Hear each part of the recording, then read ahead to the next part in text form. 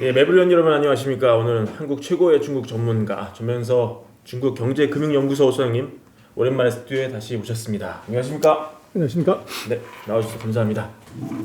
우리 소장님 이렇게 모셨는데 간단하게 벌어진 일 하나만 정리하고 본격적인 얘기 다음에 넘어가도록 하겠습니다. 최근에 중국에서 날린 풍선이 미국에서 격추되는 그런 사건이 벌어졌거든요. 이것 때문에 예정됐던 장관 간 회담이 취소되기도 했는데 이 중국 전문가로서 이 사태는 좀 어떤 맥락으로 좀 보셨는지 좀 궁금하네요. 풍선을 전투기 동원해서 폭격해야 될 정도로 그게 그래서 일단은 뭐 보기에는 미국도 중국도 좀 석연치 않은 점이 두 가지가 있어요. 네. 그래서 우리도 그렇습니다만은 우리 국토에 적의 뭐 비행 물체가 왔다 그러면 그건 최단시간 내에 그것은 이제 격추시키는 것이 네. 맞는데 예, 그렇죠. 미국은 한 4일 정도 그냥 공중에 내버려뒀어요. 네. 그리고 또 이제 그거를 하여간 전투기를 풍선을 이제 갖다가 폭격해서 떨어뜨렸는데 이제 그렇게 놓고 보면 이것이 조금 이제 미국의 의도가 있다 이렇게 보여지고 네. 그다음 두 번째는 중국은 그 지난번에 뭐 보셨을지 모르겠는데 이 중국이 달에다가 그 위성을 올렸어요. 네, 네, 그럼요. 근데 미국은 아폴로를 이제 우리가 지구가 보는 방향으로 올렸는데 중국은 이 달 뒷면에다 올렸어요. 근데 달 뒷면은 이제 전파가 도달하지 않기 때문에 이거 굉장히 어렵죠. 그렇겠네요. 근데 중국이 어떻게 했냐면 중간에 오작교라고 하는 7월 7성 날 오작교라는 위성을 하나 더 예. 싸가지고 그 위성에서 중계를 해서 이제 뒤로 올릴 정도로 그래서 달의 뒷면에 있는 이 우주선을 지상에서 컨트롤 해가지고 이게 조정할 수 있는 정도 실력을 가진 그렇죠. 중국이 이게 그 본론 하나를 이걸 통제를 못해서 이게 미국까지 날아가게 내버려뒀다. 이것도 이제 조금 의심스러운 거죠. 둘 다 그럼 의도가 좀 있다고 봐야 되나요? 그래서 이제 뭐 여러 가지 해석은 할 수가 있는데, 하여간 그 양쪽의 발표를 놓고 미뤄봤을 때는 이것이 두 나라의 실력으로 놓고 보면 서로가 좀 사기치는 듯한 느낌? 이제 그것이 있어 보이고, 지금 그 미국 같은 경우는 굉장히 미묘한 이제 시기에 있는 것 같아요. 그래서 첫 번째는 이제 미국이 뭐 우리처럼 또 어차피 선거를 해야 되는데, 예. 지금 바이든의 지지율을 놓고 보면 뭐 다음번에 집권하기가 쉽지 쉽지 않은 않죠. 그런 지지율이고, 이제 그렇게 됐을 때 이제 앞으로 1년 반 정도 남은 상황에서는 이 뭔가 반전의 돌파구인데 결국은 이제 경제가 좋아지면 뭐 집권 여당이 항상 승리하지만 지금처럼 경제가 하락면에 들어가면 이게 공공의 적을 하나 만들어야 되죠. 그래서 거기에 딱 좋은 것이 트럼프하고 바이든이 똑같다고 하는 것은 결국은 중국 때리기로 이것을 이제 할 가능성이 높은데, 그리고 최근에 보면 미국이 이제 대만관계법도 하나 만들지만 중국을 이제 무역으로 이제 규제했고 반도체로 지금 규제를 했는데 이제 그보다 더 센 거를 이제 준비를 하고 있죠. 그랬을 때 이제 야당의 동의가 사실은 필요하죠. 근데 지금 뭐 민주당 같은 경우는 이제 그 하원에서는 민주당이 다수당이기 때문에 그랬을 때 이것을 이제 동의를 끌어내는 방법 중에 하나가 감히 미국의 영토에 중국의 비행물체가 들어왔다. 이것은 절대 자시할 수 없는 것이고 이것은 여론이나 정치에서 굉장히 이제 어떻게 보면 일치된 결과를 만들어낼 수가 있을 것 같아요. 그래서 이번 건 같은 경우는 정말로 화성에까지 그 위성을 보내는 미국이 자기 영공에 들어온 그 비행 풍선 하나를 이걸 통제를 못하냐? 이제 그렇게 놓고 보면 굉장히 정치적인 의도가 있다 이렇게 보여지고, 그리고 이것이 스파이 발론이냐 아니면 관측용이냐 하는 것도 그것은 뭐 공중에 있는 것은 끌어내려서 지상에 내려놓고 조사를 하면 뭐 아무 손상 없이 깨끗이 다 확인할 수가 있죠. 근데 이걸 전투기로 폭격을 해서 이 폭발을 시켜서 물에 떨어진 거를 해수해 가지고 조사를 한다는 거거든요. 그렇게 놓고 보면 이게 이제 조금 그 정치적인 해석을 이건 해야 되는 건 아닌가. 중국이 미국까지 풍선이 날아간 게 만약에 실수가 아니고 의도가 있었다면 이걸 통해서 중국이 뭐 얻을 만한 게 있습니까? 뭐 석연치가 않은데. 그래서 이제 해석은 뭐 여러 가지를 하는데 이제 그 비행기나 우주선 같은 경우는 휙 지나가 버리니까 정밀하게 특정한 지점을 오랫동안 촬영하는 건 어렵죠. 근데 이것은 이 지상에서 통제가 가능한 공중에 띄워놓고 움직이지 네. 않게 해서 오랫동안 이제 관찰할 수 있는 이제 그런 특징이 하나 있고 정밀하게 측정하기 위해서 날렸다는 것도 하나 이유가 될 수 있고 또 하나는 이제 무슨 이제 물론 썰이긴 하지만 이 자국 영토에 들어온 이 예를 들어서 비행 물체는 그 뭐 어떤 용도든 간에 네. 이게 폭격을 해서 부셔버리는 것은 아무 문제가 되지 않는다. 음. 요거를 미국이 보여준 거라는 거죠. 그렇게 되면 중국이 황당하게 남중국해에 남해 구단선이라고 점을 9개를 찍어가지고 거기 있는 이제 작은 섬들이 예, 예. 청나라 때 지도로 보면 이게 이제 중국 거기 때문에 이거 우리 땅이다. 예, 예. 이렇게 얘기를 했고 그 남중국해가 이제 석유라든지 이 물류의 중요한 요충지예요. 그래서 여기에 중국이 비행장 건설부터 시작해서 그렇죠. 군사기지 시설을 만들었어요. 예, 예. 근데 미국은 이거 자시할 수가 없죠. 그래서 미국은 항해의 자유를 얘기를 하면서 여기다 항공모함을 보내거나 이제 비행기를 보내게 되는데 그래서 만약에 결정적인 순간이 있다고 하면은 중국이 뭐 같은 개념으로 우리 영토에 예를 들면 이제 외국의 비행기나 배가 들어왔을 때 이건 예. 격추시켜도 문제가 없는 것이다. 이제 이렇게 핑계를 대기 위해서 이제 황당한 일을 벌였다. 뭐 그런 얘기도 있어요. 그러나 네. 뭐 그건 썰이고요. 네. 썰이고요. 그래서 예. 뭐 그런 잡다한 얘기들은 많이 있는 것 같아요. 알겠습니다. 풍선 얘기 이렇게 정리해 보도록 하고 우리 소장님을 모신 진짜 이유인 우리 중국으로 돈을 버는 얘기를 좀 해보겠습니다. 항상 이 중국 금융에서 우리가 돈을 벌어야 된다 이런 얘기를 소장님이 강조를 많이 해주셨는데 뭐 지금 여러 가지 변수가 많이 있습니다. 뭐 또 코로나 중국에서 또 많이 활성화됐다가 지금 좀 사그라드는 그런 것도 있고요. 또 뭐 춘제에서 보여준 어떤 데이터도 있고 또 최근에 부동산 경기를 살리기 위해서 모기지 금리를 중국이 내린 뭐 이런 이슈도 있는데 이런 것들을 좀 통틀어서 봐서 올해는 이런 식으로 중국에서 우리가 좀 돈을 벌 구상을 해야 된다. 소장님의 고견 좀 여쭙겠습니다. 중국에서는 그 공자님 제자를 잘 봐야 될 것 같아요. 그래서 뭐 맹자, 순자 뭐 이런 그 자자 들어가는 분들이 유명한 분이지만 예. 포스트 코로나 시대 때는 그 첫 번째 먹자, 두 번째 이제 놀자, 세 번째 타자, 이런 그 공자님 제자들 자자 들어가는 예. 산업이 이게 중요할 것 같아요. 그래서 그 이유는 지금 중국이 작년에 뭐 GDP가 3%면 뭐 78년 뭐 이후에 이제 특정 경우를 빼놓고 가장 낮은 거다 이렇게 얘기를 하는데 4월 달부터 시작해서 한 석 달간 완전 봉쇄를 했고 실질적으로 그리고 이제 10월 달부터 시작해서 또 한 석 달 실질적으로 봉쇄를 했는데 그렇다고 1년 중에서 절반 가까이를 이제 중요한 도시들이 다 봉쇄가 됐다고 하면 예. 지금 GDP 3% 높은 거죠. 네. 그래서 이제 중국이 작년 12월 10일부터 시작을 해서 방역 해제를 하죠. 이제 뭐 더 이상 왔다 갔다 할 때 격리를 안 한다거나 PCR 검사를 안 하는 쪽으로 완전히 풀었는데 그렇게 놓고 보면 금년도에 중국에서 기대할 수 있는 건 첫 번째 분노의 소비. 그래서 중국은 그런 말이 있습니다. 그 먹는 것을 한으로 삼는다. 이슈웨이티엔이라는 말을 쓰는데 먹는 것을 하늘로 삼는다. 그렇죠. 먹는 네. 게 이 모든 것이라는 거죠. 그래서 중국의 뭐 사람을 판단할 때 외모로 판단하면 안 된다. 무슨 옷을 입고 왔냐? 루이비통, 구찌, 베라가모, 샤넬을 발리 구두 신고 이 시계 좋은 거 차고 왔다고 그래서 선수가 아니고 식당에 가서 어떤 음식을 주문하냐. 그걸 이제 봐야 된다는 거죠. 예. 그래서 겨우 이 6개월 동안 완전히 외식을 못했다고 하면 첫 번째 보여주는 것이 이제 외식 산업들이 바로 이제 수혜 산업이고 두 번째로 보면 중국이 그 1년에 해외여행을 뭐 1억 6천만 명 정도 가고 중국 국내 여행을 연간으로 한 30몇 억 명 정도 가요. 근데 그게 뭐 이제 2022년 같은 경우는 거의 이동이 안 됐죠. 그래서 이게 풀리게 되면 이제 놀러 가는 거죠.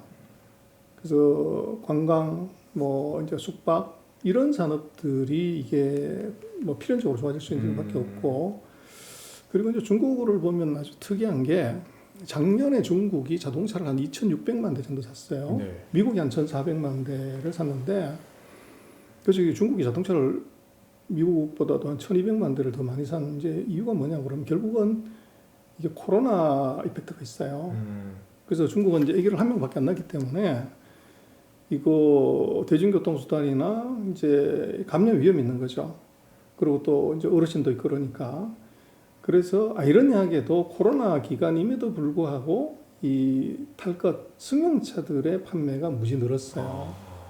그리고 작년 같은 경우에 보면 중국이 전기차 이거 얼마를 샀냐면 689만 대인가를 샀어요. 그래서 우리가 지금 IRA 때문에 미국이 뭐 이제 우리가 전기차를 팔아야 되고 뭘 이제 세금을 면제해 주냐고 그러는데 작년에 미국이 이 판 자동차가 100만 대가 안 돼요. 그래서 그렇게 놓고 보면 중국이 지금 전기차 시장이 거의 미국이 한 6배. 그다음에 그냥 승용차 그 자동차 시장도 한 1.6배, 7배 정도 더 큰 시장이에요. 그래서 이게 결국은 그 이제 가자죠. 그래서 모빌리티를 이제 막아놨다가 이거 풀게 되면 이게 늘어나게 되는데 일단은 중국에서 지금 코로나를 완전히 해제한 지금 상황에서는 이제 먹자 놀자 타자 이 분야가 우리가 조금 이제 주목해서 봐야 될 분야일 것 같고 그다음에 이제 중국으로서는 이제 뭐 그런 말 있지 않습니까? 정부하고 싸지 마라. 그래서 특히나 우리도 그렇습니다만 중국은 정부 힘이 너무 세기 때문에 정부 정책에 반하면 안 돼요. 근데 작년 12월 달에 중국은 뭐라냐 매년 12월에 그 다음에 연간 이제 경제 정책의 방향을 정하는 경제 공작 회의라는 걸 해요. 근데 2023년에 뭘 하려고 그랬더니 딱 한 개 키워드를 꽂으라 그러면 내수 소비 이걸 꽂았어요. 그래서 중국으로서는 이제 2023년에는 이제 소비에다가 올인하는 이제 2022년에는 코로나에 올인했다고 하면 이전에는 소비에 올인한 그런 상황이 벌어졌고 예. 그다음에 이제 중국이 미국하고의 관계를 놓고 보면 그 첫 번째는 이제 무역 가지고 싸움했고 이제 반도체 갖고 싸움했고 지금 풍선 갖고 싸움을 하지만 지금 문제는 반도체가 산업의 쌀이라고 얘기하지 않습니까? 그래서 이게 쌀이 없으면 밥을 못 짓게 되는데 지금 중국이 딱 그 상황입니다. 그 첨단 반도체도 공급 못할 뿐더러 반도체를 만드는 장비도 공급 못하게끔 이렇게 브로킹을 해놨기 때문에 중국으로서는 이제 첨단 산업을 국산화를 하지 않으면 안 되게 되는 상황이고 그래서 미국이 이걸 완벽하게 브로킹하는 건 좋은데 문제는 이제 예를 들어서 자동차, 뭐 노트북, 핸드폰, IT 기기의 최대 시장이 중국이라는 거죠. 네. 그러다 보니까 중국이 이게 기술 국산화를 하려는 노력이 이게 무지 강해질 수 있어요. 그리고 정부가 뭐 예산이 많기 때문에 아마 파격적인 지원을 할 가능성이 높고 그렇게 되면 이게 정부가 지원해주는 자금 때문에 이제 기업들이 좋아지는 이제 소위 말하는 기술 국산화의 수혜주. 예. 그래서 이 중국을 브로킹하는 미국의 규제 때문에 중국 반도체 회사가 망했다. 그게 아니라 역발상으로 보면 예를 들어서 반도체만 해도 중국이 전 세계 시장의 3분의 1이에요. 미국이 한 15% 되는데 중국이 31%인가 그래요. 그러다 보니까 시장도 존재하고 시장이 있다고 하면 국산화를 했을 때 그것을 이제 수용할 수 있는 힘이 있는 거죠. 그래서 그런 이제 국산화 쪽에 관련되는 이제 첨단 기술주를 우리가 2023년 좀 봐야 될 것 같고 또 하나 이제 우리가 생각한다고 하면 그 최근 3년 사이에 중국이 여러 가지 이제 미국과의 전쟁도 했고 또 코로나도 겪고 이랬으면서 아주 특징적인 현상이 하나 나타나요. 이제 외교에서는 그 늑대 외교라고 그러죠. 전랑 외교. 그 약한 자한테는 이제 세게 압박을 넣고 강한 자한테는 슬슬 눈치 보고서 뭐 이러는 이제 강경 일변도의 외교가 있다고 하면 또 하나 특징적인 것은 중국의 MZ 세대들이 이게 중국의 국산 제품을 이제 애용하는 그런 이제 기조가 확 나타나요. 그래서 그걸 이제 고차오라고 그러는데 중국의 MZ 세대들의 국산품 애용의 이 패턴이 중국산 소비재, 소위 중국산 브랜드에 대한 수요를 확 늘려놨어요. 근데 우리도 그렇지만 뭐 지금 한국의 소비의 주도는 MZ들이 한다고 그러잖아요. 근데 중국은 똑같은 상황인데 중국은 뭐 예를 들면 이제 자금성이 보이는 그 이 이 언덕 같은 데다가 네. 거기다가 운동화를 놓고 사진을 찍어요. 근데 운동화가 나이키가 아니에요. 중국산 브랜드의 이제 운동화를 거기에 놓고 사진을 찍으면서 우리나라 운동화가 나이키보다 못한 게 뭔데. 그래서 사실은 이 나이키 운동화도 그렇고 이거 전부 OEM 중국에서 했단 말이에요 옛날에. 예. 그러니까 이 만드는 기술은 그럼요. 사실은 나이키 기술이 아니라 중국 기술이고 지금 핸드폰도 마찬가지로 이제 아이폰 이거 전체 지금 70~80%를 중국에서 만들어요. 그래서 애플 폰이 아니라 실제로는 중국 폰인 거죠. 그래서 이제 중국도 핸드폰 그거 애플 세계에서 1등, 2등 하는 나라 핸드폰을 우리가 다 만들어 주는데 우리 핸드폰이 애플보다 못한 게 뭐가 있어? 삼성보다 못한 게 뭐가 있어? 이제 이런 성향이 굉장히 강해졌어요. 그래서 그 대표적으로 이제 중국이 그 스포츠 의류. 그래서 이제 중국의 스포츠 스타들이 보통은 이제 뭐 경영이나 이런 걸 잘 모르기 때문에 그 사업하다가 다 말아먹는데 중국의 이제 스포츠 스타들은 이 스포츠 의류 창업을 많이 했어요. 그렇군요. 그래서 리닝이라든지 뭐 이런 이제 스포츠 의류 회사들이 이게 MZ 세대들의 그런 트렌드에 힘입어가지고 이거 수요가 확 늘어나요. 예. 그래서 소위 말하는 중국산 브랜드들, 뭐 중국에 무슨 브랜드가 있어 그러지만 이제 중국인이 이제 애용하는 브랜드, 이제 이것에 대한 수요가 굉장히 커져요. 그래서 이게 지금까지 보지 못했던 하나의 큰 수요처이고 마지막으로 하나를 더 꼽자면 지금 미중 관계가 계속적으로 이게 긴장 관계를 갖고 가는데 네. 그 가운데 대만이 있어요. 그래서 뭐 미국은 내년에 중국이 대만 침공한다, 2027년에 한다, 뭐 2035년에 한다, 계속적으로 이제 얘기를 하고 또 이제 미국 같은 경우는 대만에다가 지속적으로 무기를 판매를 해요. 그래서 양안 관계가 계속 진장이 되면 이게 중국으로서는 대만을 공격하는 것이 아니라 실제적으로는 대만을 공격했을 때 미국이 자동 개입할 수 있는 조항이 있기 때문에 미국과의 전쟁을 사실 준비해야 돼요. 대만을 공격하려고 하면. 그러다 보니까 지금 뭐 국방력으로 보면 중국이 미국의 3분의 1에서 절반 정도? 그러다 보니까 이 국방력 강화를 위한 방산 여기에 대한 투자가 작년 같은 경우도 GDP가 뭐 3%뭐 이러지만 국방 예산은 7%인가 8%인가 늘었어요. 그러니까 전체 GDP의 2배 이상의 이제 증가를 계속 보이고 있고 앞으로 아마 이것은 미중 관계가 긴장해 갈수록 더 많이 늘릴 가능성이 높아요. 그리고 이제 중국 같은 경우는 그 7대 방산 회사들이 다 상장이 돼 있습니다. 그래서 앞으로 미중 관계가 이제 악화되거나 긴장했을 때는 아마 역발상을 하자고 하면 중국의 방산 회사들을 조금 주목해 볼 필요가 있다. 이제 그렇게 얘기를 드릴 수가 있을 것 같아요. 알겠습니다. 이 개별적으로 어떻게 투자를 하는지도 조금 더 여쭤보려고 하는데 분노소비 같은 경우는 뭐 중국의 1등 뭐 주류 회사라든지 식품 업체 이런 회사가 들어있는 뭐 펀드나 이런 걸 사면 될까요, 선생님? 지금 그 연말 이후로 보면 이제 중국이 작년 한 해 동안 외국인이 이제 갖고 들은 돈이 한 800억 위안 정도 됐어요. 1년 내내 갖고 들은 돈이. 근데 1월 한 달 동안 외국인이 갖고 들은 돈이 1,400위안 정도 됩니다. 돈이 쏟아져 들어온 거죠.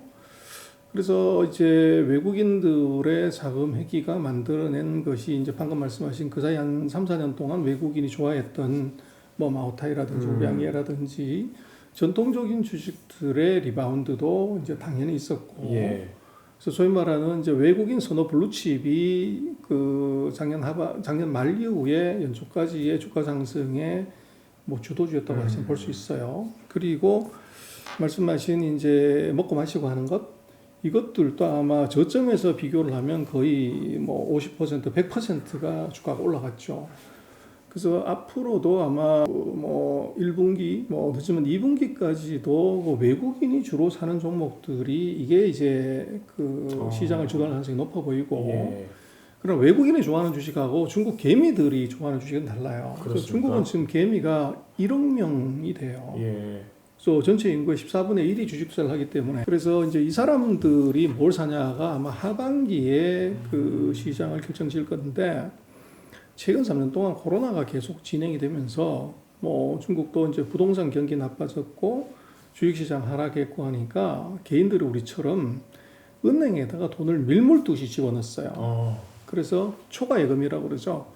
그 2022년 같은 경우에 평상시에 예금해야 되는 그 금액 대비해서 2022년에 대략 한 추정치마다 다른데 6조에서 8조 정도의 돈이 은행에 더 많이 들어와 있어요. 네. 그래서 그것은 이제 GDP의 대략 한 5% 정도 규모고 이게 전체 시가총액으로 보면 거의 한 10% 가까운 돈이에요. 네. 근데 이 돈들이 언제 이제 은행에서 탈출해서 주식시장으로 넘어오냐, 이게 중요해요. 근데 이제 투자라는 게 뭐 소비도 그렇고 심리지 않습니까?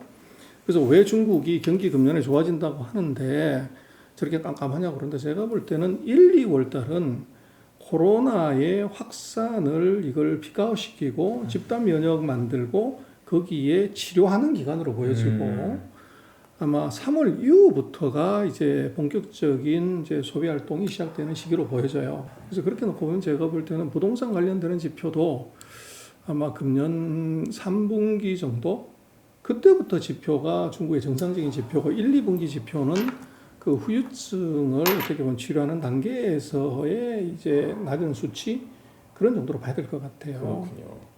이 아까 말씀하신 투자 아이디어 4가지 중에 기술국산화와 소위 말해 애국 마케팅 들어주셨는데 이거를 좀 잘 모르시는 분들이 투자 아이디어로 연결하는데 조금 어려움이 있으실 것 같아서 조금 더 추가로 여쭙습니다.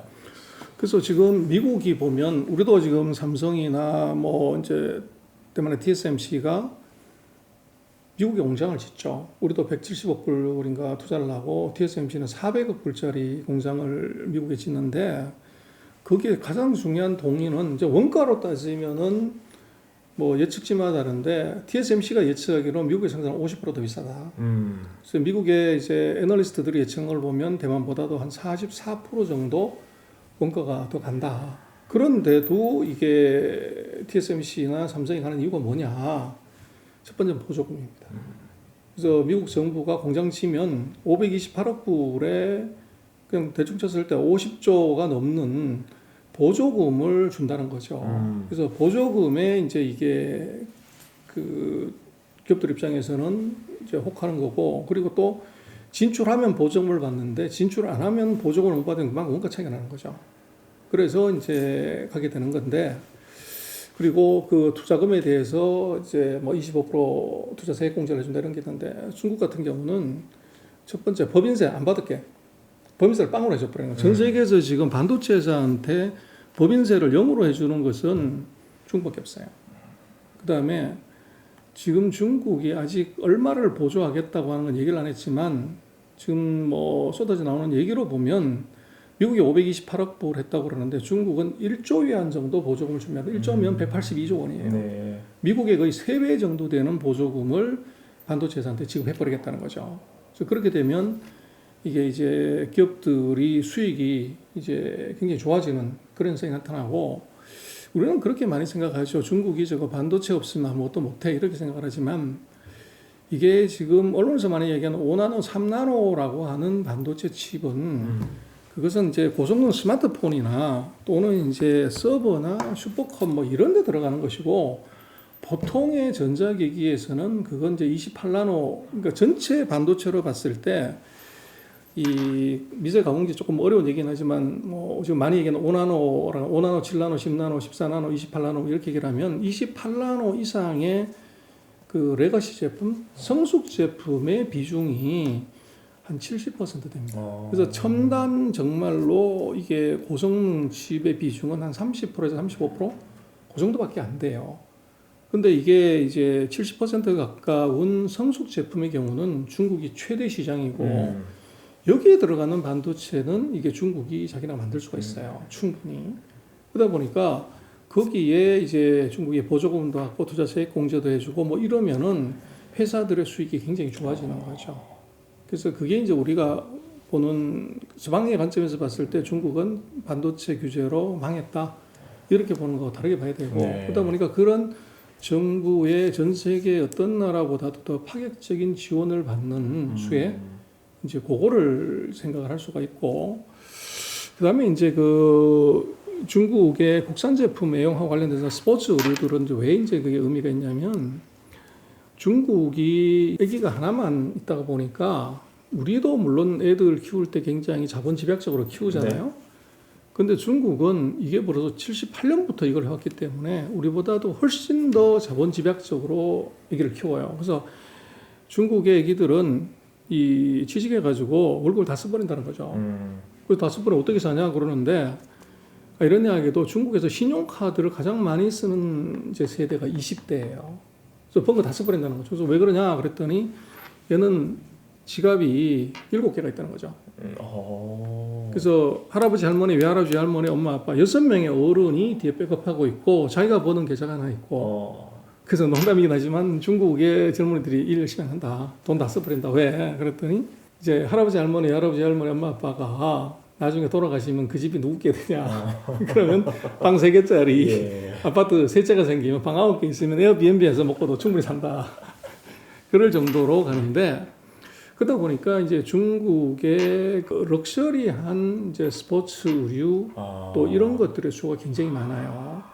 그리고 이제 아까도 말씀을 드렸지만 뭐 루이비통부터 시작해가지고 그 OEM을 전부 중국에서 한단 말이에요. 가방도 그렇고 그러다 보니까 중국인들의 입장에서는 그리고 이제 지금 MZ 세대들 같은 경우는 중국이 찢어지게 못 살고 이게 이 가난했던 시절의 기억이 없어요. 네. 얘들은 이제 2000년 이후에 출생자들이 대부분이기 때문에 2000년이면 중국이 잘 나가던 시절이고 2010년부터는 일본을 제키고 세계 2등을 했단 말이에요. 그리고 2018년부터는 세계 1등에 미국하고 치고받고 싸움을 하는데 중국이 망했거나 이런 게 아니란 말이에요. 그러다 보니까 이 아픈 기억이 없는 세대들이 갖는 자기 나라에 대한 자긍심 이게 이제 자기네 국산 제품에 대한 브랜드로 이어지는데 거기에 이제 스포츠 의류 같은 경우는 상대적으로 이게 이제 브랜드를 만들기도 쉽고 또 이제 중국이 보면 그 뭐 축구에서 항상 지잖아요. 그래서 시진핑이 축구를 좋아한다고 그러는데 한꺼번에 뭐 축구학교를 뭐 5,000개인가 3,000개를 만들었다 그럴 정도로 이 스포츠에 대한 그 니드가 굉장히 커요. 소장님이 이 중국을 감정적으로 볼 필요가 없다 이런 얘기를 자주 하시는데요. 뭐 전 세계적으로 반중 정서가 좀 심한 상황이라서 이 팩트를 보지 않고 자기가 믿고 싶은 거를 보는 그런 견해가 좀 많이 있다고요. 그래서 뭐 분노의 눈이 1000개가 있어도 그 실체를 못 본다는 얘기를 하지 않습니까? 그래서 화가 나면 이게 이제 진짜로 아까 말씀드린 것처럼 이제 못난 것만 보여지게 되는데 그래서 뭐 돈에는 감정이 없다고 그러잖아요. 그래서 중국을 지금 우리는 탈중국 해야 된다. 또 차이나런이 대거 일어나고 있다고 하는 것이 이제 언론지상에 뭐 계속적으로 나오고 있고 있지만 아까도 잠깐 말씀드린 것처럼 중국의 캐피탈 마켓에서 작년 한 해를 보면은 돈이 빠진 게 아니라 돈이 여전히 들어왔고 특히 금년 같은 경우는 오히려 돈이 더 많이 들어와요. 그래서 이제 그걸 어떻게 봐야 되냐는 거를 좀 생각을 해야 되고 두 번째는 이제 중국에서 빨리 공장 빼야 된다고 하는 것이 일견 이제 의미도 있지만 그리고 중국이 끝났다, 성장이 망했다 이런 얘기 많이 하는데 IMF가 예측하고 또 우리 정부가 오피셜리 예측한 게 우리 GDP 성장률이 1.7, 1.6 뭐 그래요. 민간 기관에 들어갔고 근데 중국이 금년도 예측은 IMF가 1월달에 예측하면 5.3인가 5.1인가 그래요. 그럼 한국의 지금 3배 정도의 성장하는 나라가 이게 망한다? 그럼 한국은 어떻게 되냐? 그게 이제 아까도 말씀드렸던 것처럼 우리가 분노의 시선으로 놓고 보면 저건 문제가 많은데 그 팩트를 조금 냉정하게 놓고 보면 이건 좀 다르게 봐야 되고 중국이 지금 G2인데 중국이 만약에 금년도에 한 5% 성장을 하게 된다 그러면 중국의 GDP가 금년에 한 19조 달러 뭐 그 정도 되는데 그럼 대략 한 1조 내외인데요. 그럼 우리나라 전체 GDP의 50% 정도가 돼요. 그래서 중국이 5%만 성장해도 한국의 절반 되는 세계 랭킹 10등 하는 나라의 절반이 이게 등장하는 정도로 지금 시장이 커졌다는 거죠. 그래서 그거를 조금 이제 우리가 냉정하게 봐야 되고 지금 2023년에는 조금 그 사이 우리가 최근 한 3년 동안 중국에 대해서 분노할 것도 있었고 또 이제 우리가 뭐 항의해야 될 것도 있고 이런 것도 있지만 이게 이제 봄바람이 어디서 부냐 이제 세계 경기가 다 밑으로 먹는데 벚꽃이 피는 쪽에 가서 먼저 뭔가를 해야 되는데 지금 이번 2023년에 세계 경기의 봄날은 중국에서 또 올 가능성이 커요. 그래서 중국이 가장 먼저 경기가 피크아웃됐고 가장 먼저 밑으로 들어갔고 그래서 오히려 제가 볼 때는 금년 1, 4분기 1월달, 2월달 수치가 나쁘면 나쁠수록 네. 이 중국의 하반기 경기는 좋아집니다. 그래서 정부가 목숨 걸고 이건 부양할 것이기 때문에 그래서 아마 전 세계는 다 밑으로 내려가지만 중국은 아마 2분기부터는 이렇게 올라가는 것이 성연히 숫자로 이제 보일 것 같아요. 그래서 우리로 놓고 보면은 뭐 탈중국 해야 되는 것도 있고 그래서 예를 들면 인건비 따먹게 하거나 컨베이어 벨트로 이제 승부했던 것은 더 이상 중국에서 안 되니까 빨리 빼야 되는 게 맞죠. 네. 그건 베트남이 인도네시아가 하는 게 맞는데 지금 중국이 그 새로이 목숨 걸고 하고 있고 새로이 커지는 산업들은 그 내수 소비부터 시작해서 4차 산업혁명 관련되는 하드웨어, 소프트웨어, 서비스는 이건 세계에서 제일 큰 시장이 거기 형성이 돼요. 그래서 거기에 우리가 이제 안 들어가게 되면 기회 자체가 사실 없는 거죠. 그래서 그게 이제 우리로 봐서는 조금 생각을 해야 될 것 같고 대신 이제 봄바람이 불어서 꽃이 피는 것은 좋지만 뭐 매화도 그렇고 난도 그렇고 꽃이 피려고 하면 세게 추운 게 한번 있어야 꽃이 핀다고 하지 않습니까? 그래서 2023년에 전반적으로 봤을 때 아마 세계에서 가장 먼저 경기가 회복하는 것은 중국이지만 두 가지는 조금 우리가 염두에 둬야 될 것 같아요. 첫 번째는 이 미국과의 중국이 이번에 풍선 사건처럼 이 의도하지 않은 돌발 사태가 발생할 수가 있는데 이것은 투심에 영향을 줘요. 그래서 미중 관계 악화를 조금 더 봐야 되는데 그래서 그것이 뭐 그 지금까지 해왔던 것보다 더 심각하게 악화되거나 그러지는 않겠지만 이제 긴장의 강도나 이런 것들이 하나 있을 수가 있고 두 번째는 중국의 이제 새로운 그 운전사가 이 차를 급가속하거나 급발진할 수 있는 위험은 있어요. 그래서 중국이 이제 리커창 총리가 10년을 통치를 하고 나서 금년 3월 양회의에서 이제 리커창 총리가 이제 그만두고 거기에 이제 커자 하나를 뺀 리창 총리가 이제 등장을 해요.